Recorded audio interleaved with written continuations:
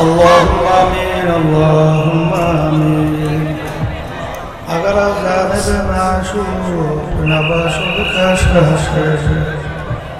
طالب عاشق بیچاره نرسد غزای ও মাবুদ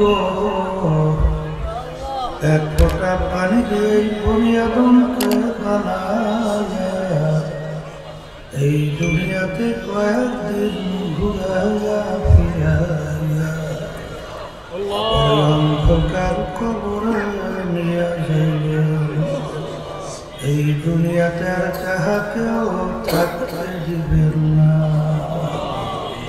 ভাই বলি বন্ধুরে বলি কেউ তো আপন না ভাবিয়া চিন্তা করিয়া দেখলাম মাওলা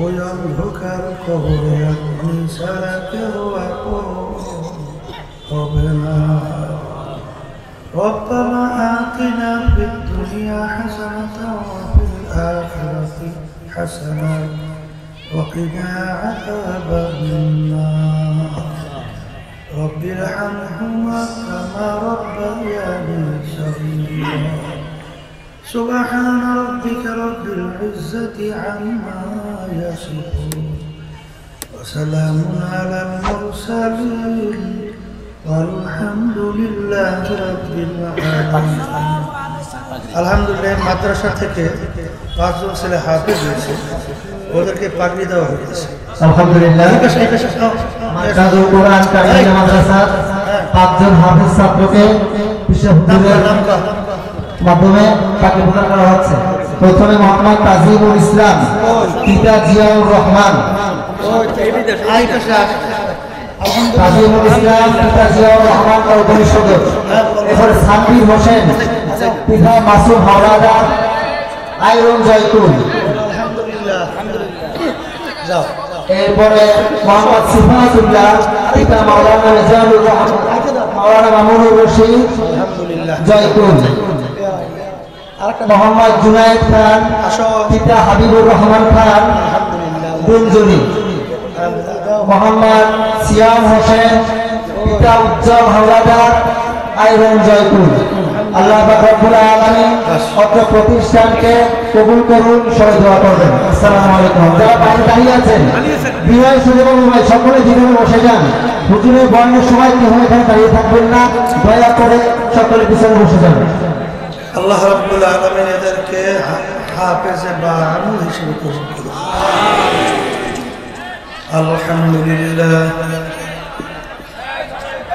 الحمد لله نحمده ونستعينه ونستغفره ونؤمن به ونتوكل عليه ونعوذ بالله من شرور أنفسنا من يهده الله فلا مضل له ومن يضلله فلا هادي له ونشهد أن لا إله إلا الله وحده لا شريك له ونشهد أن محمدا عبده ورسوله أما بعد فأعوذ بالله من الشيطان الرجيم بسم الله الرحمن الرحيم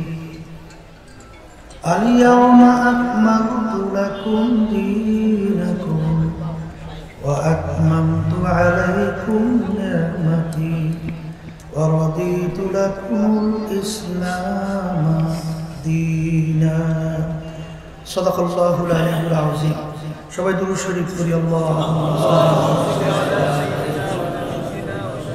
وحبيبنا ومولانا محمد صلى الله عليه وعلى آله وصحبه وسلم اللهم صل على سيدنا ونبينا وحبيبنا ومولانا محمد صلى الله عليه وعلى آله وصحبه وبارك وسلم اللهم صل على سيدنا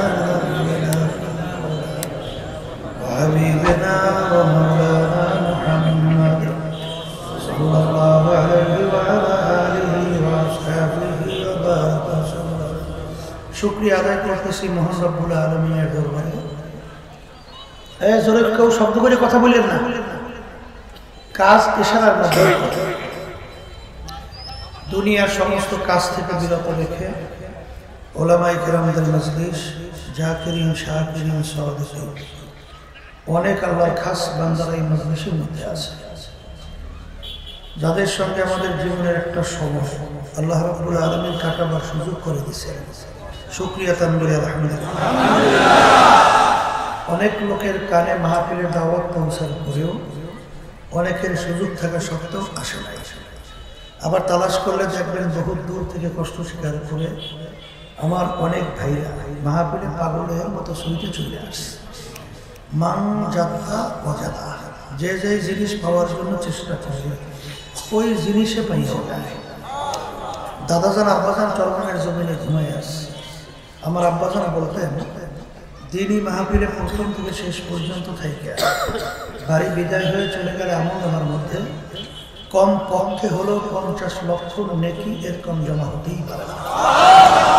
নিয়াত যাদের সহি, আল্লাহকে রাজি খুশির উদ্দেশ্যে যারা আসছেন, আল্লাহ রাব্বুল আলামিন তাদের আমল নামার মধ্যে লক্ষ লক্ষ নেকিও দান করবে।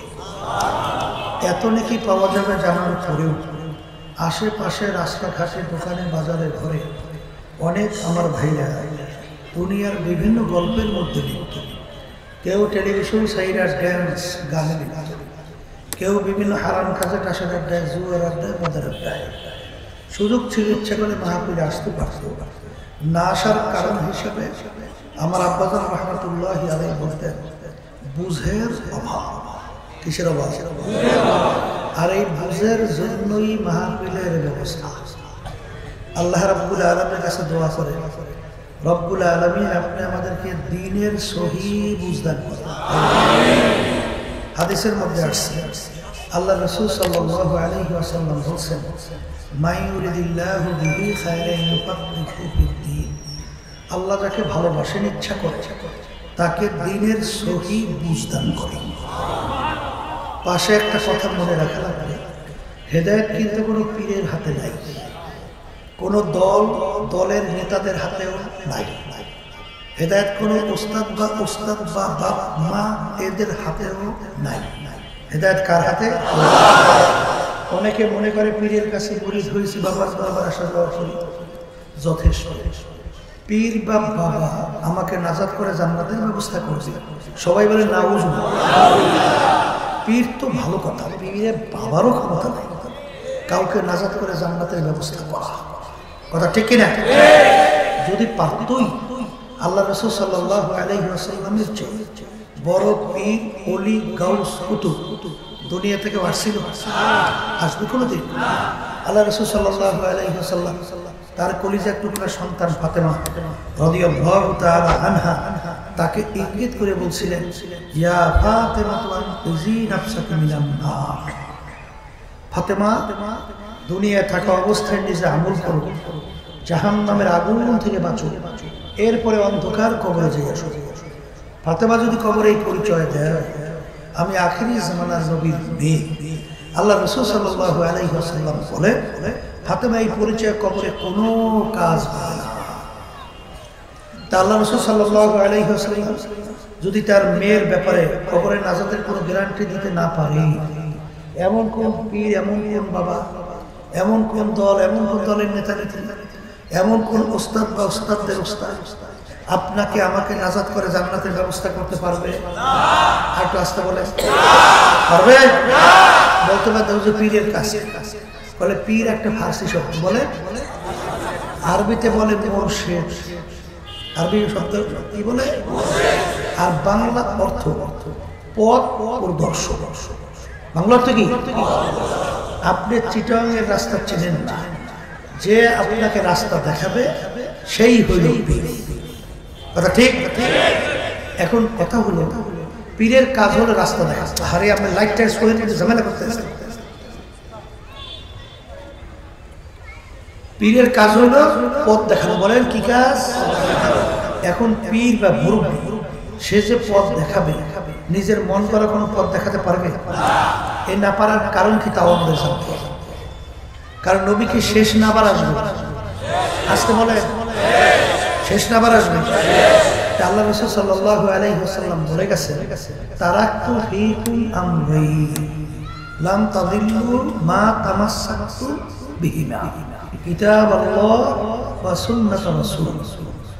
আল্লাহ রাসূল সাল্লাল্লাহু আলাইহি ওয়াসাল্লাম বলে গেছে, হে আমার উপস্থিত সাহাবায়ে-কেরাম, কিয়ামত পর্যন্ত উম্মতেরা, এই আমি তোমাদের কাছে দুইটা জিনিস রেখে গেলাম। বলেন কয়টা? যদি এই দুইটা জিনিস তোমরা মজবুত করে ধরতে পারো, তোমরা ধ্বংস হবে না, জাহান্নামে যাবে না। কয়টা? বলেন একটা কুরআনুল কারীম, আল্লাহর কিতাব। বলেন আর একটা হলো আল্লাহর হাবিব সাল্লাল্লাহু আলাইহি ওয়াসাল্লাম সাহাবায়ে-কেরামের সুন্নাহ। শব্দটা কি? সুন্নাহ। এই দুইটা তোমাদের কাছে রেখে দাও, যদি মজবুত করে ধরতে পারো ধ্বংস হবে না, জাহান্নামে যাবে না। তাহলে পীরের বা মুরব্বির কাজ হলো কোরআন এবং হাদিস অনুযায়ী পথ দেখানো। কথা ঠিক? ওই পথে চলা বা না চলার দায়িত্ব আপনার এবং আমার। আর মানজিলে মাকসুদে পৌঁছাবার মালিক হলো আল্লাহ। বলেন কে? আল্লাহ। তাহলে বলছেন মুরব্বি পীরের দায়িত্ব কি? বলেন কোরআন এবং হাদিস অনুযায়ী পথ দেখানো। ওই পথে চলা বা না চলার দায়িত্ব কি পীরের না আমাদের? আর উদ্দেশ্যে পৌঁছাইবে কে? কথা ঠিক আছে তো? এখন আমার ভাইদেরকে বলবো, পর্দা আলে মা বোনেরা যারা শুনতেছে, শোনেন শোনেন শোনেন, এই আল্লাহর বান্দারা, বাংলাদেশের ভিতরে শতকরা প্রায় 92 জনের মতো মুসলমান বসবাস করে, ঠিক কিনা? বাংলাদেশের রাজধানী ঢাকাকে বলা হয় মসজিদের নগরী, ঠিক না বেঠিক? আচ্ছা, এই দেশের ভিতরে আজানের শব্দে বাচ্চাদের ঘুম ভেঙে যায় না? আবার আজানের শব্দে বাচ্চারা মায়ের করে ঘরে যায়। কথা ঠিক? এই দেশের মধ্যে ইসলামের ব্যাপারে একটা মহল, একটা শ্রেণী এমন ভাবে বিশুদ্ধ মিথ্যা অপপ্রচার চালিয়ে মুসলমান সন্তান পর্যন্ত ইসলামের কথা শুনলে ভয় পায়। নাউজুবিল্লাহ বলেন। ওই গ্রামে একটা প্রবাদ বাক্য আছে, কেউ চুন খাইয়ে মুখ পুড়িয়ে গেছে। চুন কি সাদা না কালা? এখন দধি নিয়ে আসছে, দধির রং কি? এখনো তো দধি আর চুন ঠিক হয় না। ও দধি দেখে এখন ভয় পেয়ে গেছে, মনে করছে মুখ করছে আবারই সাদা। কিন্তু দধির ক্রিয়া কি মুখ পুরা না? একটা তোমার জন্য একটা ভালো খাদ্য, ঠিক না? তাইলে এখন ইসলাম শব্দের অর্থ শান্তি। ইসলাম শব্দের অর্থ কি? এখানে অশান্তি আসছে কোথা থেকে? এইটা সম্পূর্ণ একটা মিথ্যা প্রচারণা, রটনা, অযৌক্তিক নীল নকশা অনুযায়ী মুসলমান সন্তানের ভিতরে ভয় ঢুকে যাচ্ছে। ইসলাম আল্লাহ পাঠাইছে শান্তির জন্য না? এই অনেকে মনে করে হুজুর ইসলামের নিয়ম নীতি এত কঠিন, হুজুর চুরি করলে হাত কেটে, চুরি করলে এটা ইসলামের। এইটা শুনলে বাংলাদেশের তো এমপি মন্ত্রী প্রায় সবই হাত কাটে। আসতে পারে কিনা ঠিক? কিন্তু ইসলাম যে কি নির্দেশ দেয় সেটা আমাদের জানা লাগবে। চোর দুই প্রকার, কয় প্রকার বলেন? একটা হলো অভাবী চোর, আর একটা হলো স্বভাবী চোর। এই অভাবী চোর কাকে বলে? কোনো খাদ্য নাই, না খাইয়ে মনে রাখো, নিরুপায় হইয়া চুরি করছে, এইটার নাম কি চোর? আর স্বভাবী চোর বলা হয় কোন জিনিসের অভাব নাই, এরপরে চুরি করছে, এইটা কোন চোর? ইসলাম বলছে অভাবী চোরের হাত কাটার নির্দেশ ইসলামের মধ্যে নাই, কিন্তু ইসলাম বলছে স্বভাবী চোর, যার থাকার পরেও চুরি করবার হাত কেটে। আচ্ছা বলেন তো, এইরকম যদি একটা চোরের স্বভাবে হাত কাটা হয়, বাংলাদেশ চোর মুক্ত। কথা বলছেন? বাংলাদেশে চোরে চোরে ভরে গেছে। আসতে কয় বসে কি বলে নাই? টিআইবি একটা সংস্থা 100 এমপি মন্ত্রীদের নিয়ে একটা তদন্ত করছে। 100 এমপি মন্ত্রী, তার ভিতরে তারা ফল প্রকাশ করছে। 100 এমপি মন্ত্রীদের মধ্যে তারা পাইছে তদন্ত করার পরে 97 জনের মতো চোর, দুর্নীতিগ্রস্ত। এখন অনেকে বলতে পারে হুজুর 30 জন তো ভালো আছে, 3জনও বলে 100, একটু কম 100, 100-র মধ্যে 100 জনই 100। কথা ঠিক না ভাই? ঠিক। আচ্ছা আচ্ছা আচ্ছা, আমাদের বাংলাদেশের জনগণ কত কষ্ট করে টাকা উপার্জন করে, এই টাকা ভ্যাট ট্যাক্সের মাধ্যমে সরকারি ফান্ডে জমা হয় না। ওরা ক্ষমতার চেয়ারে বসে এই টাকা টুন কইরা বিদেশে, কানাডা, বিভিন্ন জায়গায় বেগম পাড়া তৈরি করে। কি কথা ঠিকই না? এই 53 বছর স্বাধীনতা, এদের পরিচালনায় এই দেশটা একবার দুইবার নয়, এত সুন্দর একটা দেশ বাংলাদেশ। আপনার বিদেশে গেলে দেখবেন এত সুন্দর পরিবেশের দেশ খুব কম আছে। কথা ঠিক না? এদের পরিচালনায় এই দেশটা তাম দুনিয়ার মধ্যে একবার দুইবার নয়, 5 বার চোরের দিক থেকে ফার্স্ট হয়েছে। এরা আমাদের খুব গৌরব না? আমরা বারবার ফার্স্ট, ঠিক না? আল্লাহর বান্দা, আমরা যদি কেউ বিদেশে বাংলাদেশের মানুষ যাই আর যদি আমাদেরকে জিজ্ঞেস করে কোন দেশের লোক, যদি বলি বাংলাদেশ, বলবো সৌরা দেশের লোক আসছো। কি কথা ভুল বলছি না ঠিক বলছি? কিছুদিন আগে প্রেসিডেন্ট আব্দুল হামিদ সাহেব এই তাদের আহ্বানে আমিও গেছিলাম সংলাপে। প্রেসিডেন্টের পাশে আমি বসা, এখন আমাদের এক দায়িত্বশীল বলতেছে, প্রেসিডেন্ট সাহেব আপনার একটা কথা বিভিন্ন জায়গায় আমরা বলি উদ্ধৃতি দিয়ে। কি কথা?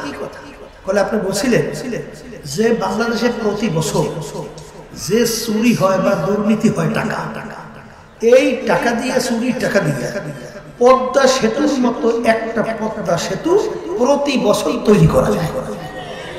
তখন সে বলছিল যে আমি তো একটা বলি, আমি বলছি 2টা। কি কথা ঠিক কিনা? আমার বাজানদেরকে বলবো, শোনেন এই ইসলামের নিয়ম নীতি কি, যারা নাকি সংখ্যা লঘু থাকবে, বিজাতি হিন্দু সহ অন্যান্য ধর্মাবলম্বী, এদের দিকে চোখ বড় করে রাঙ্গাইয়া তাকানো নিষেধ। কথা তাদের জানমাল ইজ্জতের নিরাপত্তা, ইসলাম বলছে তোমাদের জানমাল নিরাপত্তার গুরুত্ব তোমাদের কাছে যতটুকু, ঠিক ঠিক বিজাতিদের জানমাল এদের নিরাপত্তা তোমাদের কাছে ওই ভাবেই গুরুত্ব। কথা ঠিক দেবে? ঠিক। ইসলাম অনেকে বলে হুজুর নারীদের স্বাধীনতা কোথায়? কথা ঠিক না? সেদিন এক সাংবাদিক আমার প্রশ্ন করছে, আমি বলছিলাম শোনেন আপনারা খালি নারীর স্বাধীনতা বলতে কি বুঝাতে চান? উলঙ্গপনা, বেহায়াপনা, অশ্লীলতা এবং বাজারে পণ্য হিসেবে ব্যবহার করা, এইটি আপনার স্বাধীনতা বোঝাতে? ইসলাম সবচেয়ে বেশি স্বাধীনতা দিচ্ছে মেয়েদের, মহিলাদের। বলে তাকে এই বাপ সন্তানকে ডাক দিচ্ছে, মাও সন্তানকে ডাক দিচ্ছে। এখন ইসলাম বলতেছে কার ডাকে আগে সাড়া দেবে? আস্তে আস্তে আগে মায়ের ডাকে সাড়া দেবে। কথা ঠিক না? ঠিক। ইসলাম মহিলাদের যে স্বাধীনতা দিয়েছে, আপনারা দেখেন এই ব্যক্তি ইন্তেকালের পরে ছেলে বাপের অংশ পায়, ঠিক না? না ঠিক না? ঠিক। কিন্তু মহিলারা স্বামীর অংশ পায়, বাপের অংশ পায়, আরো অংশ পায়। কি এই কথা ভুল দেখেন কায়দা ডাকে। এবার ইসলামের ব্যাপারে আপনারা দেখবেন যে মহিলাদের ব্যাপারে যে স্বাধীনতা, নিশ্চয়তা, গ্যারান্টি অন্য কোন নীতি আদর্শের মাধ্যমে আছে? আছে আছে বরঞ্চ আপনি দেখবেন যে আল্লাহ রাসূল সাল্লাল্লাহু আলাইহি ওয়াসাল্লাম মহিলাদের ব্যাপারে কিভাবে ব্যবহার করতে বলছেন। এক শ্রেণী আমার বাজাররা আছে মহিলাদের সঙ্গে এত খারাপ ব্যবহার করে, আমি অনেক সময় বলি তোমার সে জালেম দ্বিতীয় দুনিয়াতে নেই। বলে তাকে একটা আমার মা, আমার বোন, তার বাপ মা ফালাইয়া স্বামীর ঘরে আসছে, তার বাপ মা সব ফালাইয়া তোমার চেহারার দিকে তাকাই থাকে, তুমি যদি তার সঙ্গে খারাপ ব্যবহার করতে থাকো তখন সে কার চেহারার দিকে তাকাই থাকে? ঠিক কিনা? স্বামী স্ত্রীর সম্পর্কের ব্যাপারে দেখেন হাদিসের ভিতরে কি বলছে। আল্লাহ রাসূল সাল্লাল্লাহু আলাইহি ওয়াসাল্লাম বলেন কিয়ামতের মাঠে আল্লাহ রাব্বুল আলামিন স্বামীকে জিজ্ঞাসা করতে, তোমার স্ত্রী কেমন? যদি ভালো সার্টিফিকেট দেয় আর স্ত্রীকে যদি জিজ্ঞেস করে তোমার স্বামী কেমন ছিল, যদি ভালো সার্টিফিকেট দেয় তখন তার গুনার কোনো অভাব নাই। আল্লাহ রাব্বুল আলামিন বলবেন এই তোদের এই গুনাহ আছে না? বলে মালিক আছে, যা তোদের মিলের কারণে সব মাপ যাবে।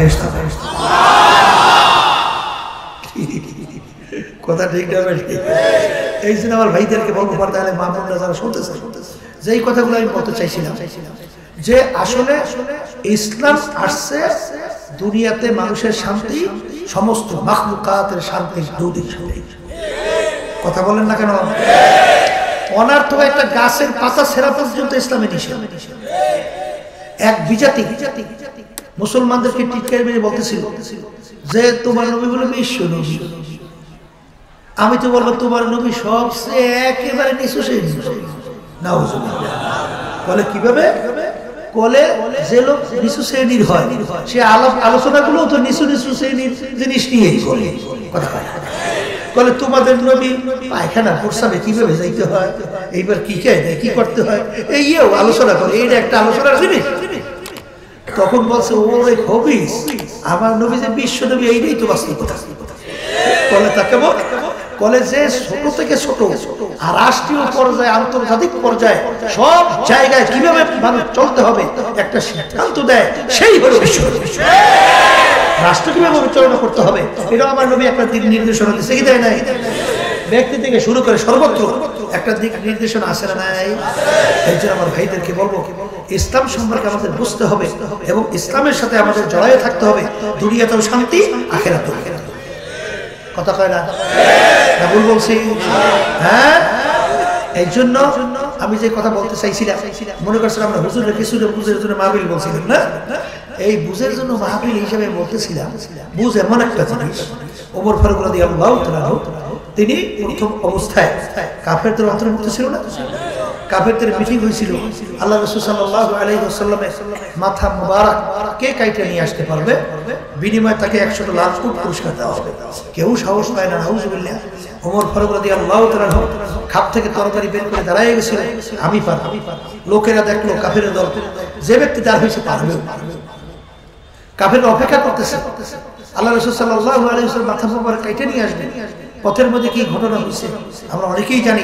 অল্প সময়ের ব্যবধানে আল্লাহ রাব্বুল আলামিন এমন বুঝ তাকে দান করছিল, ওই তরবারি নিয়ে সর্বপ্রথম আল্লাহ রাসূল সাল্লাল্লাহু আলাইহি ওয়াসাল্লাম সহ রাজপথে ইসলামের পক্ষে নারায়ে তাকবীর, আল্লাহু আকবার স্লোগান দিয়ে নামছে। কথা ঠিক না বেঠি?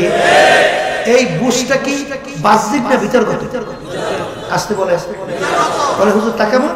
একটু আগে যখন আল্লাহর হাবিবকে কতল করার জন্য রওনা করছিল, তখন ওমর ফারুক রাদিয়াল্লাহু তাআলা তার চক্ষু ছিল দুইটা, আর এখন মুসলমানদের পক্ষে যখন নামছে বুঝ পরিবর্তনের পরে এখন চক্ষু 4টার দুইটাই আছে। 4টে হইছে না? হাত আগে 2টা ছিল, এখন 4টার দুইটাই আছে। পায়ের দিক থেকে অন্য অঙ্গ প্রত্যঙ্গ, তাহলে কি পরিবর্তন হইল? বলে একটা জায়গায় পরিবর্তন হয়েছে, ওই জায়গাটার নামই হলো জোরে বলে এই জায়গার নাম কি? কলম যখন ভালো হয় তখন ওই মানুষটা অনার্থক একটা পিঁপড়া পর্যন্ত মারে না। কথা কয় না? আর কলম যখন খারাপ হয় তখন আশরাফুল মাখলুকাত মানুষগুলোকে এই নির্দোষভাবে গুলি করে পাখির মতো হত্যা করে রাস্তায় লুটাইতেও চিন্তা করে, আয়নাঘর বানাইতেও চিন্তা করে, রাস্তার ভিতরে নামলে গুম করতেও চিন্তা করে, ঘরের ভিতরে থাকলে খুন করতেও চিন্তা করে, হাজার হাজার লক্ষ লক্ষ পরিবারকে ধ্বংস করিয়ে দেওয়ার জন্য ছেলের ভিতরে আটকে রেখা সংসার ধ্বংস করতেও চিন্তা করে। কথা ঠিক না বেটি? খারাপ কি খারাপ হওয়ার কারণে? আসতে বলে কি খারাপ? এই যে আমার বাচ্চাদেরকে পর্দায় মা বোনেরা তারা শুনতেছে, এই কলম ভালো কইরেই দুনিয়া থেকে বিদায় নিয়ে কবরে যাওয়া লাগবে, আর ওই কলমের উপরে ভিত্তি কইরেই মানুষের সম্মান বাড়ে কমে। ঠিক না? কারণ আল্লাহ রাব্বুল আলামিন কি বলছেন? এই যে ওয়ালাকাদ কাররামনা বানি আদম, আমি সমস্ত সৃষ্টির সেরা হিসেবে মানুষকে সৃষ্টি করেছি। এরপর অন্য আয়াতে আল্লাহ বলেন উলাইকা কাল আনআম বাল হুম আযাল, এক শ্রেণীর মানুষ এই চতুষ্পায় জানোয়ারের মতো, এরপরে আল্লাহ বলেন তার চেয়েও খারাপ, অন্য আয়াতে আল্লাহ বলেন তার চেয়ে মানে সমস্ত মাখলুকাতের ভিতরে নিকৃষ্ট তাও হইল মানুষ। কথা ঠিক কিনা? এখন যদি জিজ্ঞেস করি আবু জাহালের নাম শুনছেন? আবু জাহাল, আসতে পারে শুনছেন? অর্থ কি বলেন? মূর্খের বাপ। আবু জাহাল শব্দের অর্থ কি? আচ্ছা, কোন বাপ তার সন্তানের নাম মূর্খের বাপ রাখে? হ্যাঁ, তাহলে আবু জাহাল না বলে কোথা বলে? আল্লাহ এবং আল্লাহ রাসূল ওর উপর দিতেছে মূর্খের বাপ। কথা ঠিক কিনা? আচ্ছা, আবু জাহাল এবং আল্লাহ রাসূল সাল্লাল্লাহু আলাইহি ওয়াসাল্লামকে দেখতে চোখের দিক থেকে পার্থক্য কি? আসতে পারে আল্লাহর হাবিবের চোখ কয়টা? আবু জাহেলের চোখ? আল্লাহর হাবিবের হাত মুবারক, আবু জাহেল। আল্লাহর হাবিবের পা মুবারক, আবু জাহাল। অঙ্গ প্রত্যঙ্গ কি পার্থক্য? কিন্তু আবু জাহালের নাম শুনলে আমাদের জবান থেকে কি হয়? লানাতুল্লাহি আলাইহি, আল্লাহর গজব পড়ছে আরো। ঠিক? আর আল্লাহ রাসূল সাল্লাল্লাহু আলাইহি ওয়াসাল্লামের নাম শুনলে সাল্লাল্লাহু আলাইহি ওয়াসাল্লাম দুরূদ শরীফ পড়া। এই অঙ্গ কোন থেকে মানুষের সুরাত সিরাতে পার্থক্য? কোন পার্থক্যের কারণে? একজনের নাম শুনলে দুরূদ শরীফ না পড়লে গুনাহ হয়, আর একজনের নাম শুনলে ঘৃণিত শব্দ বের হয়। কি কোনো অঙ্গ প্রত্যঙ্গে পার্থক্য? সমাজের ভিতরে এক শ্রেণী মানুষ, ওরা আচার ওরা এত খারাপ, মানুষ এক পর্যায়ে মন্তব্য করে লোকটার চরিত্র উত্তর না ভুল বলছি? আছে না নাই? আমার এক শ্রেণী মানুষ আচার ব্যবহার এত ভালো, মানুষ মন্তব্য করে লোকটার চরিত্র ফেরেশতা। এখন যাকে বলছে কুত্তার চেয়ে খারাপ, যাকে বলছে ফেরেশতার মতো, কি অঙ্গ প্রত্যঙ্গে পার্থক্য? হ্যাঁ, তাহলে এক জায়গায় পার্থক্য নাই? আসতে বলে কোন জায়গায় পার্থক্য? আবার বলে আল্লাহ রাব্বুল আলামিন তার রাসূলকে দুনিয়াতে পাঠাইছে, পাঠানোর কথা বলে কারণ নাই? না নাই? ইয়াতলু আলাইহিম আয়াতিহি ওয়া ইউযাক্কিহিম, কথা কয় না? ওয়া ইউযাক্কিহিম ওয়া ইউআল্লিমুহুমুল কিতাবা ওয়াল হিকমা। আল্লাহ রাব্বুল আলামিন তার রাসূলকে দুনিয়াতে পাঠাইছেন, এর ভিতরে একটা কারণ হলো যে তার উম্মতদের ওই যে কলব নামক আত্মা, ওইটা শুদ্ধি করবে, ওইটাকে ভালো করবে, ওইটাকে খারাপ থেকে পরিবর্তন কইরা ভালো কলবে পরিণত করাইবে। ওই সাকিহিম, কথা ঠিক না বেঠিক? বেহেশতে যাওয়ার আশায়, জাহান্নাম থেকে বাঁচার আশায় আমরা মাহফিলে পাগলের মধ্যে উড়ে আসছি। আসতে বলে হ্যাঁ, বেহেশতে যাইবেন, শর্ত আছে না? আস্তে কর। আল্লাহ রাব্বুল আলামিন বলতেছে বেহেশতে যাইতে হইলে ইল্লা মান আতাল্লাহ বিকলবিন সালিম, পরিষ্কার পরিচ্ছন্ন সুস্থ কলব ছাড়া আমার পবিত্র জায়গা বেহেশতের মধ্যে হবে না। কে বলছেন? আবার একটু জোরে বলে। এই আল্লাহর বান্দা, আর একটু উদাহরণ দিলে বুঝবেন। বিলাল হাবশী রাদিয়াল্লাহু তাআলার নাম শুনছেন? হ্যাঁ, আচ্ছা, তার আব্বা কি? গোলাম, তিনিও গোলাম। আচ্ছা, গোলামের ছেলে গোলাম, সামাজিকভাবে তার মূল্য কি? কোন মূল্য আছে? আচ্ছা, বংশের দিক থেকে হাবশ বংশ, একেবারে নিচু বংশ, কথা ঠিক? সামাজিকভাবে নিচু বংশে, ছোট বংশের তেমন কোনো গুরুত্বপূর্ণ অবস্থান আছে? তাও নাই। চেহারার দিক থেকে কালো, কালো লোক দেখছেন না? কালো লোক দেখছেন তো? তাইলে চেহারার দিক থেকে কি কালো? সৌন্দর্য নাই, বংশ নাই। ওদিকে আবার গোলামের ছেলেও গোলাম, পয়সার দিক থেকে একেবারে নিচ্ছু, কথা ভালো করে বোঝেন। শিক্ষার দিক থেকে একেবারে বোকা। মানুষ দুনিয়াতে চলতে হইলে একটা গুণ তার আসতে পারে, নাই শিক্ষা, নাই চেহারা, নাই বংশ, এই নাই পয়সা, নাই কোন দিক। কিন্তু আল্লাহ এবং আল্লাহর রাসূলের কাছে তার সম্মান আসতে কয়েছে। হ্যাঁ, আল্লাহ রাসূল সাল্লাল্লাহু আলাইহি ওয়াসাল্লাম সামনে মেরাজে গেছিলেন, বেহেশতের ভিতরে খরমের আওয়াজ পাওয়া যায়। ভাই জিবরাইল, বেহেশতের ভিতরে কিসের খরমের আওয়াজ? আল্লাহ রাসূল সাল্লাল্লাহু আলাইহি ওয়াসাল্লাম, আপনার বিলালের খরমের আওয়াজ শোনা যায়। আল্লাহ রাসূল সাল্লাল্লাহু আলাইহি ওয়াসাল্লাম বেহেশতে ঢোকার আগে কেউ ঢুকতে পারবে? তা আল্লাহ রাসূল সাল্লাল্লাহু আলাইহি ওয়াসাল্লাম যেই বাহনের উপরে বসা থাকবে, সেই বাহনের যে রশিটা কার হাতে? বেলাল হাবশী রাদিয়াল্লাহু তাআলা। আল্লাহু আকবার। ওমর ফারুক রাদিয়াল্লাহু তাআলা অর্ধেক দুনিয়ার রাজত্ব করছিলেন, বাংলাদেশের মতো প্রায় 200 দেশের রাজা। যখন তাদের মজলিসের মধ্যে বেলাল হাবশী রাদিয়াল্লাহু তাআলা অনেক সময় ঢুকতেন, তখন তিনি সম্মানসূচক শব্দ ব্যবহার করতেন, সাইয়্যিদানা বেলাল। আমাদের সরদার বেলাল আসছে। কে আছে? এই রাহ গয়া রসমে আজা রূহে বেলালি না রহি, ফলসফা তো রাহ গয়া হ্যায় লেকিন তালকিন গজ্জালি না রহি। আযান তো এখন মরে মরে হয়, কিন্তু বেলাল হাবশী রাদিয়াল্লাহু তাআলা আযানের যে রুহানিয়াত ছিল, সেই আযানের রুহানিয়াত এখন আর দেখা যায় না, রূহ আর পাওয়া যায় না। পীর মুরিদের অভাব না, কিন্তু ইমাম গজ্জালী রাহমাতুল্লাহি আলাইহি পীর মুরিদের দর্শন ছিল, সেই রুহানিয়াত এখন তার পীর মুরিদের মধ্যে। কথা ঠিক কিনা? বেলাল হাবশী রাদিয়াল্লাহু তাআলা কেমন সম্মানের ছিলেন, কেমন ইজ্জতের। আল্লাহ রাসূল সাল্লাল্লাহু আলাইহি ওয়াসাল্লাম তাকে আদর কইরা তার মসজিদের নববীর মুয়াজ্জিন বানাইছে। এই কথা কয়, কথা ঠিক না? বা ঠিক? ও ওদিকে আবার জবানটাও তো গুণ নাই, জবান কি? আর সাধু আল্লাহর জায়গায় সাধু আল্লাহ শব্দ, জবান তো নাই কিচ্ছু। একদিন সাহাবায়ে কেরাম বলতেছেন, আল্লাহ রাসূল সাল্লাল্লাহু আলাইহি ওয়াসাল্লাম যেই মসজিদের ইমাম, সেই মসজিদের একজন উচ্চ বংশের সুশিক্ষিত সুন্দর হানের একজন মুয়াজ্জিন নিযুক্ত হওয়া দরকার। আল্লাহ নবী সাল্লাল্লাহু আলাইহি ওয়াসাল্লামের মন চায় না, কিন্তু সাহাবায়ে কেরাম সিদ্ধান্ত নিয়েছেন, এশার নামাজের পরে আল্লাহ রাসূল সাল্লাল্লাহু আলাইহি ওয়াসাল্লাম বেলাল হাবশী রাদিয়াল্লাহু তাআলা কে ডাক দিয়ে বলে, বেলাল রে, আগামী দিন ফজরের আজান আর তুমি দিবা না, নতুন মুয়াজ্জিন আজান দিবে। বেলাল হাবশী রাদিয়াল্লাহু তাআলা আনহু শোনার পরে দুই চোখ থেকে পানি টপ টপ কইয়া বাইয়া বাইয়া পড়ে, আর মালিকের দিকে ফিরে বলে, মালিক, গোলাম দাদা গোলাম তুমি আমাকে বানাইছো,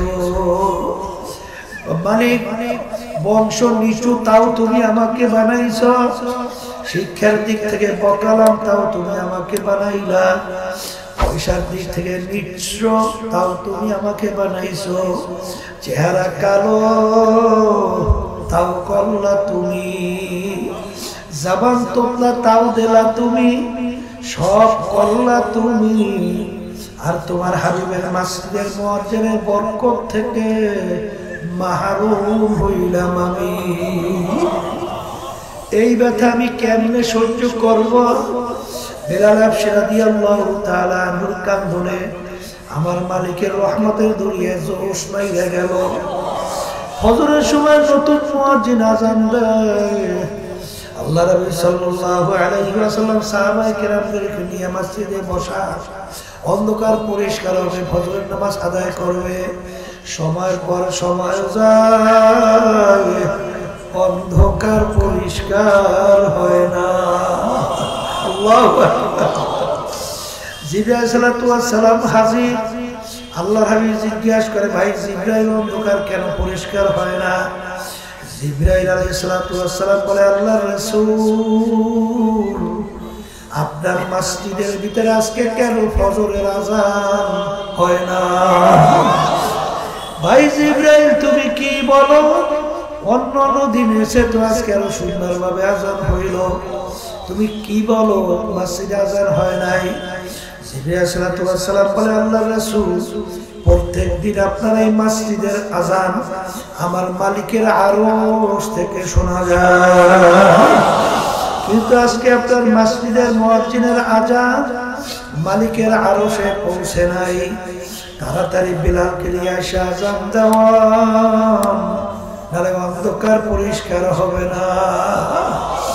এ দুনিয়াদার পাগল আমার বাবারা, এ পর্দার আড়ালের মা বোনেরা, এ হে ক্ষমতা সম্পন্ন আমার বাবারা, হে বড় বড় অফিসার আমার বাবারা, হে ধনী আমার বাবারা, হে শিক্ষিত আমার বাবারা, হে বড় ধনী সম্পদের মালিক আমার বাবারা, একটু মাঝে মাঝে চোখ বন্ধ করো, তারপর দুনিয়ার থেকে মুরাকাবা করিয়া বিদায় নেওয়ার চেষ্টা করো। ডাকাইতের দলের সরদার, ওর কত পাওয়ার, ওর দলীয় লোক যদি কোনো অন্যায় করে অনেক সময় গুলি কইরা পর্যন্ত মাইরা ফেলায়, কত ধরনের শাস্তি প্রয়োগ করে।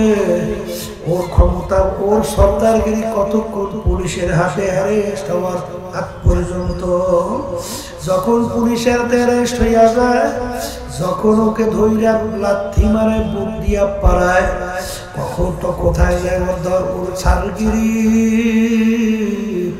কোথায় যায় ওর সর্দারগিরি।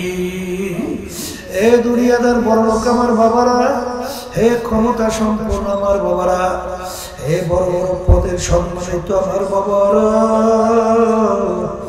দুনিয়ার ভিতরে আমার মালিক তোমাকে আমাকে পাঠাইছে পরীক্ষার হল। আমার মালিক তোমাকে আমাকে পাঠাইয়া আমার মালিক ঘোষণা করলেন, আমি তোদেরকে ঢিল দিলাম পরীক্ষার হলে পরীক্ষা নেওয়ার জন্য। তোদেরকে আমি স্বাধীনতা দান করলাম, কারণ ছাত্র ছাত্রী পরীক্ষার হলের ভিতরে স্বাধীনতা পায় কি পায় না। 3 ঘন্টার জন্য ছাত্র ছাত্রীর জন্য স্বাধীনতা দেওয়া হয়, আবার প্রশ্ন দেওয়া হয়, লেখার জন্য পত্র দেওয়া হয়। 3 ঘন্টা যা মনে করে তা লাগবে, তাকে বাধা দেওয়ার কোনো আইন নাই।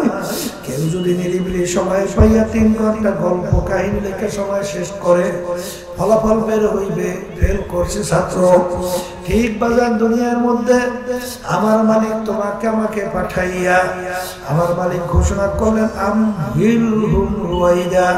তোদেরকে আমি স্বাধীনতা দান করলাম কেন? লিয়াবলুয়াকুম আইয়ুকুম আহসানু আমালা, পরীক্ষার হলে পরীক্ষা নেওয়ার জন্য। কে আমার হুকুম অনুযায়ী চলো, কে আমার হুকুমের বিরুদ্ধাচরণ করো।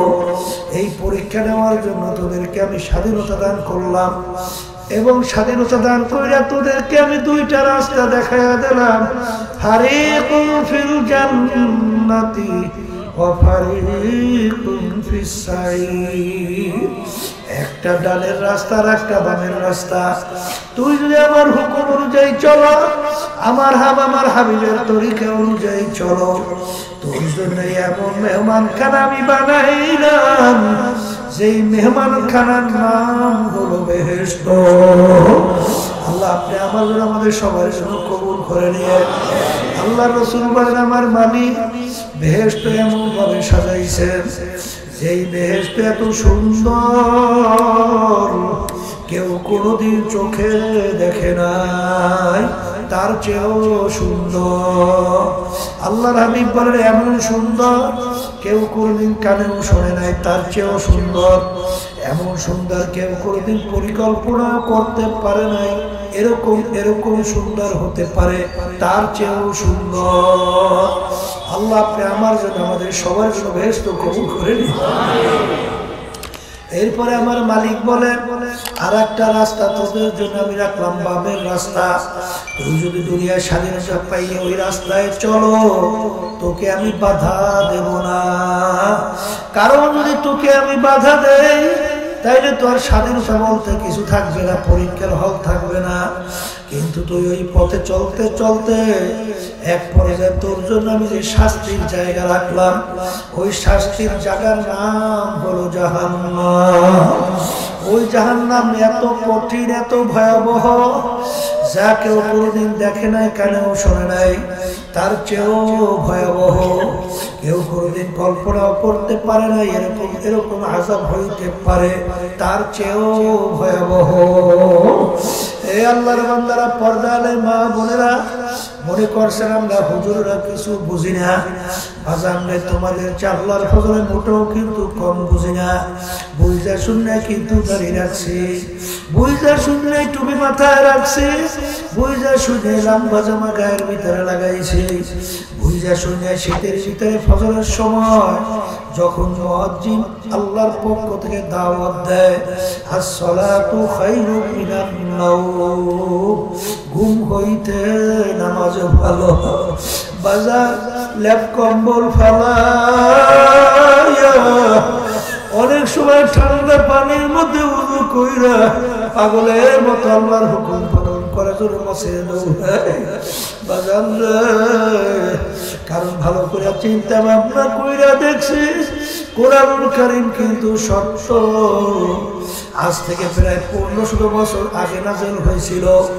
আল্লাহ আল্লাহ, এ আল্লাহর বান্দারা, কবরের যাত্রীরা, এ পর্দার আড়ালের মা বোনেরা, কোরআনুল কারীম নাযিল হলো প্রায় 1500 বছর হয়ে গেল।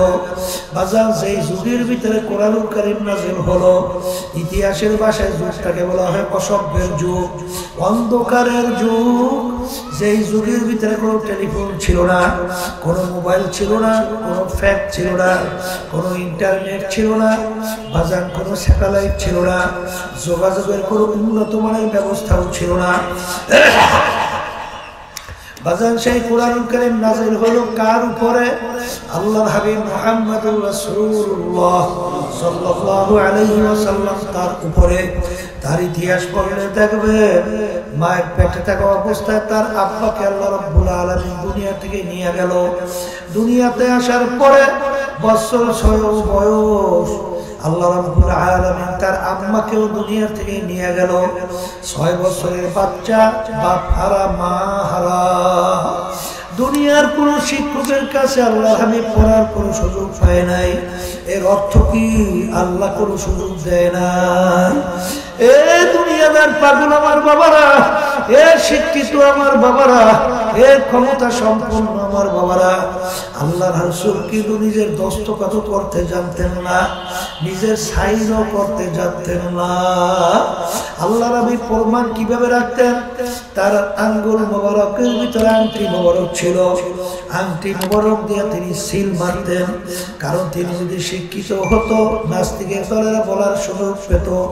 লোকটা খুব বড় মাপের শিক্ষিত ছিল, খুব মেধাবী ছিল, জাহিনী ছিল, খুব পণ্ডিত মানুষ ছিল। কোরআনুল কারীম নিজে লেখা রইছে, এইটা যেন বলতে না পারে। এই জন্য আমার মালিক তাকে কোনো শিক্ষায় শিক্ষিত হওয়ার সুযোগও দেয় নাই। বাজান যারা কবরে যাবেন চিন্তা কইরা দেখে, বাজান আল্লাহর হাবিবের উপরে ছোট চটি বই না 30 পারা কোরআনুল কারীম নাযিল হলো। যেই কোরআনুল কারীমের শুরুতে আমার মাওলা চ্যালেঞ্জ হিসেবে বললেন, যালিকাল কিতাব লা রাইবা ফীহি, এই যে কিতাব দেখার ভিতরে কোনো ভুল সন্দেহ বলতে কিছু নাই। আমি আমার বাজানদেরকে বলবো, আরবের কাফেররা আরবি ভাষী ছিল, তারা কিন্তু কোরআনুল কারীম বুঝতো, তারাও কিন্তু ভুল বের করতে পারে নাই। এই 1400-1450 বছরের মধ্যে ইসলামের শত্রু দুনিয়া থেকে কোটি কোটি গেল, বর্তমানে অভাব নাই, তারাও কিন্তু ভুল বের করতে পারে নাই। বরং যারাই কোরআনুল কারীম নিয়ে রিসার্চ করে, তারাই কিন্তু কালিমা পড়ে মুসলমান হইয়া যায়। কিছুদিন আগেও আমেরিকার এক পণ্ডিত মহিলা সূরা নামল নিয়ে যখন রিসার্চ করলেন, করার পরে তিনি দেখেন মৌমাছি সম্পর্কে আল্লাহ রাব্বুল আলামিন কোরআনুল কারীমের ভিতরে যা যা বলছেন হুবহু 100 ভাগ সব মিলে গেল। তখন তিনি নিজেই কালিমা পড়ে মুসলমান হয়ে গেল। কোরআনুল কারীমের ভিতরে বৈজ্ঞানিকরা রিসার্চ করে দেখে আল্লাহ রাব্বুল আলামিন কোরআনুল কারীমের ভিতরে সূর্য সম্পর্কে বলছেন, ওয়াশ-শামসু তাজরি লিমুস্তাকাররিন লাহা, সূর্য তার আপন কক্ষপথে চলমান। বৈজ্ঞানিকরা আবিষ্কার করার পরে দেখে যে কোরআনুল কারীম যেভাবে বলছে আসলে সূর্য কক্ষপথ চলমান। বাজার আরে কোরআনুল কারীম নিয়ে রিসার্চ কইরা দেখে আমার মালিক সমুদ্র সম্পর্কে আলোচনা করছেন কোরআনুল কারীমের মধ্যে। এ বুদ্ধিমান আমার বাবারা, শিক্ষিত আমার বাবারা, আল্লাহ রাসূল সাল্লাল্লাহু আলাইহি ওয়াসাল্লাম মরুভূমির ভিতরে জন্মগ্রহণ করলেন। আশেপাশে কোনো পানি নাই, খাল নাই, কোনো সমুদ্র নাই, কিন্তু কোরআনুল কারীমের ভিতরে সমুদ্র সম্পর্কে আলোচনা আসছে না নাই?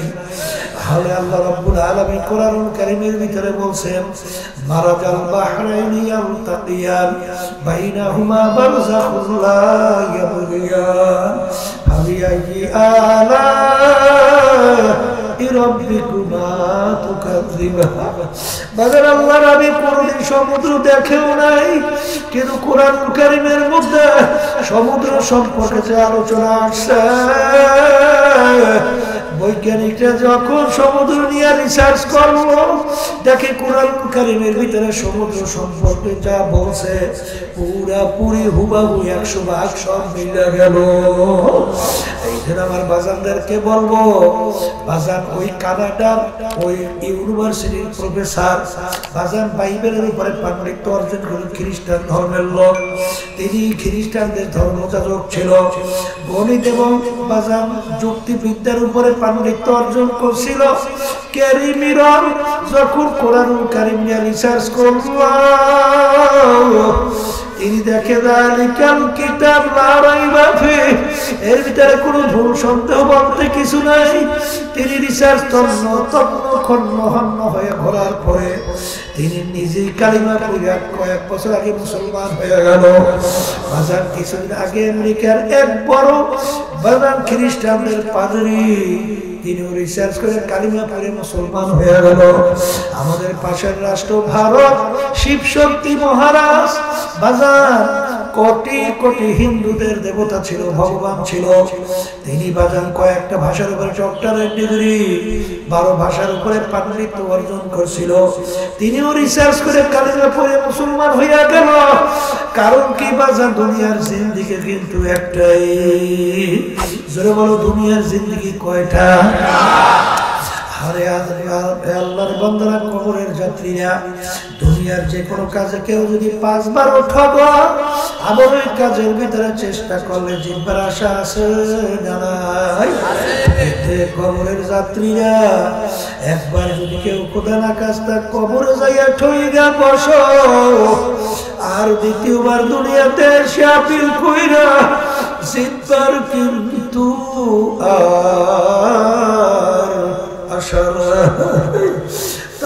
দুনিয়ার যে কোনো প্রান্তে মানুষ গেলে সেকেন্ডের মধ্যে যোগাযোগ করা যায়। কিন্তু এই আল্লাহর বান্দারা, কবরের যাত্রীরা, তোমার আমার আম্মা, তোমার আমার আব্বা, তোমার আমার আত্মীয় স্বজন আমাদের বাড়ির দরজায় ঘুমাইয়া রইল, আসলে খবর দিতেও পারে না, নিতেও কিন্তু পারলো না। ঠিক এমন একদিন আসবে, তুমি ওরকম কবরের ভিতরে যখন থাকবা, তুমিও খবর দিতে পারবে না, নিতেও কিন্তু পারবে না। দুনিয়ার জিন্দেগি কিন্তু একটাই। কিন্তু আমার বাজানদেরকে বলবো, দুনিয়ার যে কোনো কাজের একটা সময় নির্ধারণ করা থাকে, তারিখ নির্ধারণ করা থাকে। কিন্তু তোমার আমার মৌতের, মৃত্যুর কোনো নির্ধারিত সময় নাই, নিঃশ্বাসের কোনো বিশ্বাস নাই, সেকেন্ডের কোনো ভরসা নাই। কখন কোন সময় কার ডাক আসবে তোমারও জানা নাই, আমারও কিন্তু জানা নাই। এই জন্য আমার বাজানদেরকে বলবো, কোরআনুল কারীম কিন্তু সত্য। আর সেই কোরআনুল কারীম থেকে আমি প্রথম আপনাদের সামনে আয়াতুল তেলাওয়াত করছিলাম, আলিয়াউমা আকমালতু লাকুম দীনাকুম ওয়া আতমামতু আলাইকুম নি'মাতি ওয়া রাদিতু লাকুমুল ইসলাম দীনা। বাজান বিদায় হজের ভাষণে জাবালে রহমতের গোড়ায় আল্লাহর হাবিব তার বাহনের উপরে দাঁড়াইয়া প্রায় 1.5 লক্ষ সাহাবায়ে কেরামদের উপস্থিতিতে এই আয়াত শরীফ তেলাওয়াত করছিলেন। হে আমার উম্মতেরা, কিয়ামত পর্যন্ত উম্মতেরা, হে আমার সাহাবারা, আজকের এই দিন ইসলাম বা দিন পরিপূর্ণ হইয়া গেল। সবাই বলে সুবহানাল্লাহ। দিন কিন্তু পরিপূর্ণ, ইসলাম কিন্তু পরিপূর্ণ। এখন আল্লাহ রাব্বুল আলামিন ওই সত্য কালামের ভিতরে আমাদেরকে বলেন, ইয়া আইয়ুহাল্লাযীনা আমানু, হে ঈমানদাররা, যারা আমাকে বিশ্বাস করো, যারা পরকালকে বিশ্বাস করো, উদখুলু ফিস-সিলমি কাফা, এখন তোমরা দ্বীনের ভিতরে পুরোপুরি ভাবে ঢুকে যাও। কিছু মানবা, কিছু মানবা না, দ্বীনের ভিতরে পুরা কিন্তু ঢোকা হয় নাই। বাজান আল্লাহর হাবিবের মৌলিক 4টা কাজ ছিল। দাওয়াত, তালিম, তাজকিয়া নফস, জিহাদ।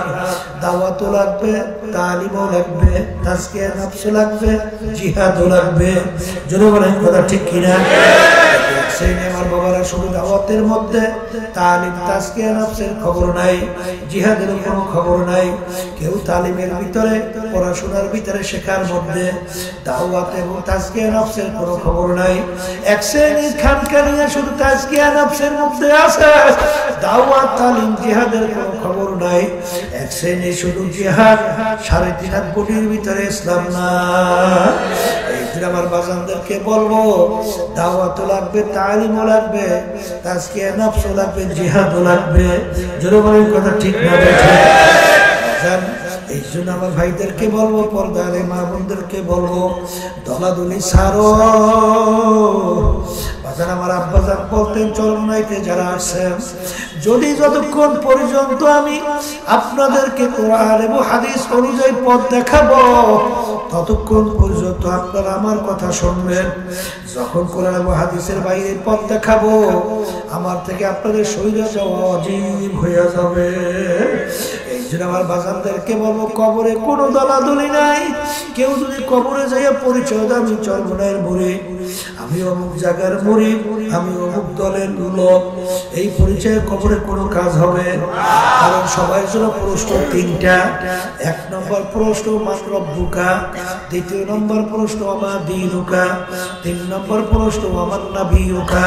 এখানে কোথায় কি প্রশ্ন পাইলে তুমি চরমনাইয়ের কিনা, তুমি সারসিনার কিনা, তুমি জৈনপুরের কিনা, তুমি রাজারবাগ, দেওয়ানবাগ, সুরেশ্বর, মাঝভান্ডার কি, তুমি আওয়ামী লীগের, তুমি বিএনপি, তুমি জাতীয় পার্টির কিনা? বাজান তাইলে বোঝা গেল কবরে কিন্তু কোনো দলাদলি নাই। এই জন্য আমার বাজানদেরকে বলবো, যখন জিজ্ঞাসা করবে মান রব্বুকা, তোমার রবকে, যারা দুনিয়ায় থাকা অবস্থায় সর্বক্ষেত্রে আল্লাহকে রব মানতে পারে নাই, রাষ্ট্র পরিচালনায় যারা নাকি মানব রচিত কুফরি তন্ত্র মন্ত্র মাইনা বাজান ওইটা প্রতিষ্ঠিত করতে চায়, তারা কি আল্লাহকে রব হিসেবে মানছে? জোরে কর, জোরে কর। বাজান সে তো আর উত্তর ঠিক মতো দিতে পারবে না। সে বলবে, হা হা লা আদরি, আমি তো জানি না। প্রথম নম্বর প্রশ্নে ফেল করবে। দ্বিতীয় প্রশ্ন আমা দীনুকা, কোন ধর্মের নিয়ম অনুযায়ী চলছ? এক শ্রেণী মুসলমান আমার বাবারা, রাষ্ট্র পরিচালনার ব্যাপারে ইসলাম ভালো লাগে না, তাদের কাছে ভালো লাগে মানব রচিত তন্ত্র মন্ত্র। ঠিক না? সে কি বলতে পারবে আমার দ্বীন ইসলাম? পারবে, পারবে। 3 নম্বর প্রশ্ন আমার নাবিয়ুকা, আল্লাহর হাবিবকে দেখাবেন, বলবেন মান হাদার রাজুল, বড় ব্যক্তিকে, যে দুনিয়া স্বাধীনতা পাইয়া পরীক্ষার হলের মধ্যে আল্লাহর হাবিবকে যারা নেতা মানতে পারে নাই, বাজার কেউ আব্রাহাম লিঙ্কন, বাজার কেউ মাও শুধু, কেউ কার্ল মার্কস, কেউ অমুক টমুক সমুক নেতাকে মানছে। বাজার তারা যে দর্শন নিয়ে আসছে, সেই দর্শনের উপরে তাদেরকে নেতা মানে। বাজারদেরকে বলবো, সে তো আর আল্লাহর রাসূলকে দেখে চিনতে পারবে না, সে বলবে ব্যক্তিকে আমি চিনি না। 3 নম্বর প্রশ্ন যখন ফেল করবে, আল্লাহ রাব্বুল আলামিন বলবে, ফেরেশতারা বড় শখ কইয়া বান্দাবান্দিকে বানাইছে, ওরা প্রশ্নের উত্তর ঠিক মতো দিতে পারে না, ওদের কবরে কবর থাকবে না, জাহান্নামের সঙ্গে ওদের কবর সম্পর্ক কইরা দাও। আল্লাহর হাবিব বলবেন, হুফরাতুম মিন হুফারিন নার, যে কারণে নাফরমানের কবর জাহান্নামের একটা আগুনের গর্ত হয়ে যাবে। আমি বলি না, আল্লাহ রাসূল বলছে, এ মুসলমান না মানলে তো ঈমান থাকবে না। আল্লাহ আপনি আমাকে আমাদের সবাইকে মাফ কইরা দিও। যারা ঠিকঠাক মতো উত্তর দিবে, আল্লাহ রাব্বুল আলামিন ফেরেশতারা ঠিকঠাক মতো আমার বান্দাবান্দি উত্তর দিছে, ওদের কবর এরকম থাকবে না, বেহেশতের বাগান বানাইয়া দাও, বেহেশতের পোশাক পরাইয়া দাও। আপনি আমার জন্য, আমাদের সবার জন্য কবুল করে নিয়ে। আমার বাজারদেরকে বলবো। এরপরে যদি না বুঝো, মাঝে মাঝে কত ঘটনা আমার মাওলা বাংলাদেশেও দেখায়। বাজার কুড়িগ্রাম আমি কিছুদিন আগেও গেছিলাম, সেখানে চরমনে একজন মুজাহিদ ছিল, অনেকে ঘুঘু মুন্সি কইয়া ডাকতো। আসলে তার নাম ছিল বশির উদ্দিন মুন্সি। তিনি দুনিয়া থেকে বিদায় নিয়ে কবরে যাওয়ার পরে 32 বছর পরে নদীর ভাঙ্গলে যখন তার কবর ভাঙিয়া গেল, কাপড়ের কাপড় সহ 32 বছর পরে লাশ তাজা বের হইয়া আসলো, কাপড়েরও কিছু হয় না। অনেক জাতীয় পত্রিকায় ছবি সহ দিয়া দিছিল, দেখছেন? অনেকে দেখছেন না? কে কে দেখছেন? এটা আসলে দেখেন তো, দেখেন কত মানুষ দেখছে। বলা এখন উঠাইনি আব্বাজান রহমাতুল্লাহ আলাইহি তার নামের মাদ্রাসা ফজলুল উলুমের সামনে নতুন ভাবে দাফন করছে। আমি কিছুদিন আগেও সেই কবরকে জিয়ারত করে আসছি। যত ঘটনার মাঝে মাঝে আমার মালিক কাপড়ের কাপড় সহ কবরে তাজা লাশ দেখায়। নেককার দিনদার পরে যারা আল্লাহওয়ালা ছাড়া দেখা যায় না। আবার কত কবরে আগুন দেখা যায়, সাপ দেখা যায়, কত নাফার মানের চেহারা শুয়ারের চেহারা হইয়া বইয়া আছে। যত দুর্ঘটনা মাঝে মাঝে কবরে দেখা যায়। বেনমাজি হারামখোর, সুদখোর, ঘুষখোর, মিথ্যাবাজ, জুলুমবাজ সারা কিন্তু দেখা যায় না। এই জন্য বাজার ওলামায়ে কেরাম বয়ান করার পরে বলে ওমা আলাইনা ইল্লাল বালাগ, আমাদের দায়িত্ব তোমাদের কাছে পৌঁছানো। কে মানবা কে মানবা না জানি না, কিন্তু বাজার মনে কি বুঝাই ওরে তোমার কবরে তুমি যাবা, আমার কবরে আমি যাব। তোমার কবরে প্রশ্নের উত্তর তুমি দেবা, আমার কবরে প্রশ্নের উত্তর আমি দেব। ঠিকঠাক হইয়া বুঝা তারপর কবরে যাইও। কারণ একবার যদি কেউ উঠো আর দ্বিতীয়বার দুনিয়াতে আইসা আপিল কইরা জিতবার কিন্তু আর আশা নাই। আর আমার মালিক নাফরমানদের জন্য যে জাহান্নামের আগুন তৈরি করছে, ওই 1 সেকেন্ডে আযাব সহ্য করার শক্তি কিন্তু দুনিয়ার কোন মানুষের নাই। আল্লাহুম্মা আমিন। হে ঘরের মেয়ে লোকেরা হাত উঠাও, উনার কথা মনে করো, 2 চোখের পানি ফেলাও, আমার মালিকের দরবারে কাঁদো আর মাপ চাও। যদি কান্না না আসে মানুষের ধরে একদিন এই ঘরের দরজা দিয়ে নতুন বউ হইয়া উঠছিল রে মন। কত মেয়ে লোকে শরবত খাওয়াইল, কত মেয়ে লোকে বাতাস করলো। আবার এমন একটা দিন আসবে এই ঘরে মরা লাশ হইয়া বের হওয়া। ছেলে কানবে মামা করে, মেয়ে কানবে মামা করে, জবাব তো আর দিবা না। আল্লাহ পেটের মাঠের দিকে চাইয়া দেখে আপনার বান্দারা কিভাবে কাঁদবে। আমাদের ছেলেও মরে নাই, নাও মরে নাই, গুনাহ করে মরছে, মাফ করে দেন মাওলা, মাফ করে দেন। আল্লাহ বান্দারা জোর করে কান্দে। সন্তান মারা গেলে চোখে পানি আসে, সম্পদ নষ্ট হয়ে গেলে চোখে চোখে পানি আসে। তোমার আমার গুনার কারণে যে জাহান্নামের আগুন জ্বলছে, ওই জাহান্নামের আগুন চোখের পানি সারা ঠান্ডা হবে না। আল্লাহ যাদেরও ছেলে না ফেল হইল, চেষ্টা খাসনি সাহায্য করলো। আমরা যারা মা ফেলে উপস্থিত হয়ে গেলাম, আমাদের সবাই উপরে খাস মেহেরবানি নজর করেন আল্লাহ। আল্লাহ আমরা হাত করলাম জানি না এই উপস্থিতিতে কার আম্মা, কার আব্বা, কার আত্মীয় স্বজনের অন্ধকার কবরে শুয়ে আমাদের দিকে ছেড়ে হয়েছে। আমরা দোয়া করলাম দয়া মায়া করে তাদের কবরকে বেহেশতের বাগান বানায়া দেন। সুবহান রাব্বিকা রাব্বিল ইজ্জাতি আম্মা ইয়াসিফুন।